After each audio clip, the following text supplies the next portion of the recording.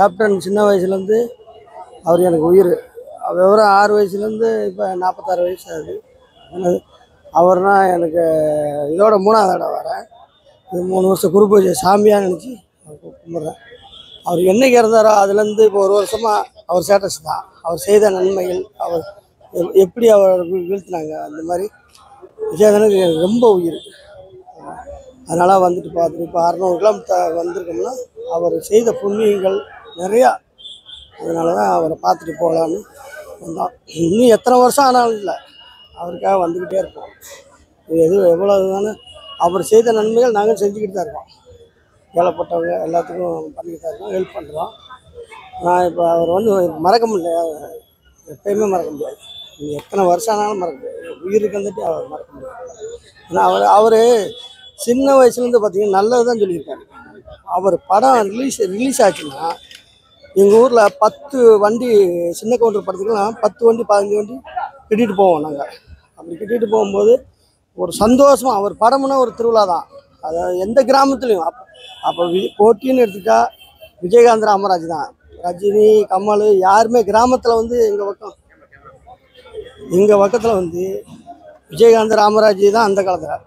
ஆனால் எப்பையும் எந்த நிகழ்ச்சியாக இருந்தாலும் ஃபஸ்ட்டு விஜயகாந்த் படம் தான் போடுவோம். டெக் எடுத்து எல்லா கிராமங்களிலும் பாருங்கள். அதாவது ரொம்ப விரும்பக்கூடியவர் ஒரே ஒரு கேப்டன். சொல்லுவாங்க சூப்பர் ஸ்டாரு கமல்ஹாசன் சொல்லுவாங்க. ஆனால் எங்கள் தலைவர் மாதிரி அவர் உழைச்சது 80% அவர் தான் கொடுத்துருக்காரு மக்களுக்கு. அவருக்குன்னு ஒன்றுமே செஞ்சு வைக்கல. அவர் பிள்ளைகளுக்கு 2 பையனுக்கு புண்ணியத்தை தேடி வச்சுருக்காரு. அவங்க எங்கே போனாலும் அதை அவங்க அணிவிக்கிறாங்க. எங்கே போனால் ராஜா மாதிரி அவங்க கவனிக்க கேப்டன் செய்த புண்ணியம். அவர் மாதிரி தமிழகத்தில் இன்னொரு ஹீரோ பிறக்க போகிறதும் கிடையாது, இனிமேல் வரப்போகிறதும் கிடையாது. இந்த மாதிரி ஏழைகளுக்கு ஹெல்ப் பண்ண போகிறதும் கிடையாது. அதனால எப்பயும் மத்தியான உணவு மக்களுக்கு அருந்துறாங்க. இதே மாதிரி எந்த கட்சியும் பண்ணதில்லை. இதை பற்றி என்ன நினைக்கிறீங்க? அதுதான் சொல்கிறேன்ல, வேறு இப்போ மெரினா பீச்சு போகிறாங்க, பச்சை தண்ணி கூட கிடைக்காது. அதே மாதிரி நல்லா பாருங்கள், அவர் இறந்து 1 வருஷம் ஆச்சு. அவர் இருக்கும்போதும் 1000 புண்ணியம் பண்ணியிருக்காரு. அவர் இறந்ததுக்கு அப்புறமும் இன்னைக்கு வயிறார பசி பட்டினியில் எவ்வளோ பேர் இன்னைக்கு சாப்பிட்டுட்டு இருக்காங்க. அதுதான் எங்களுக்கு, அது போதும். அவர் முதலமைச்சர் ஆகணும்னு, அவர் மக்களுக்கு நல்லது செய்யணும் வரணும்னு நினச்சாரு. ஆனால் இந்த மீடியாக்கள் தான் அவரை வீழ்த்தினாங்க.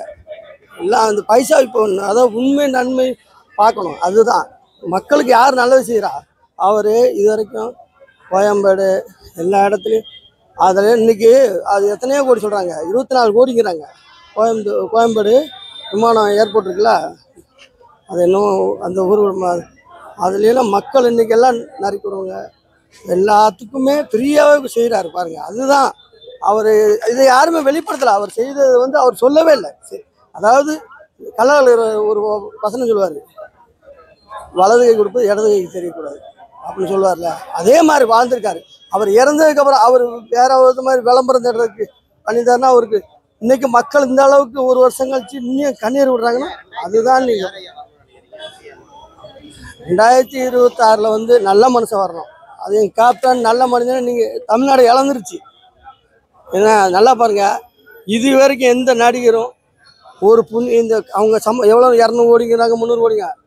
அவர் சம்பாதிச்சதில் 20% தான் பிள்ளைகளுக்கு வச்சுட்டு போயிருக்காரு. அவர் சொல்லுவார், நான் 2 பெற்றேன், 2 ஆம்பளை பையனும், அதாவது எங்கிட்ட குட்டிக்காரன போய் அவர் சொத்தப்புறம் இழந்திருக்காரு பாருங்க. அதுதான் இவ்வளோ மக்கள் பாருங்கள், 1 வருஷம் ஆகி இன்றைக்கி இவ்வளோ மக்கள் இருக்காங்கன்னா அதை தான்.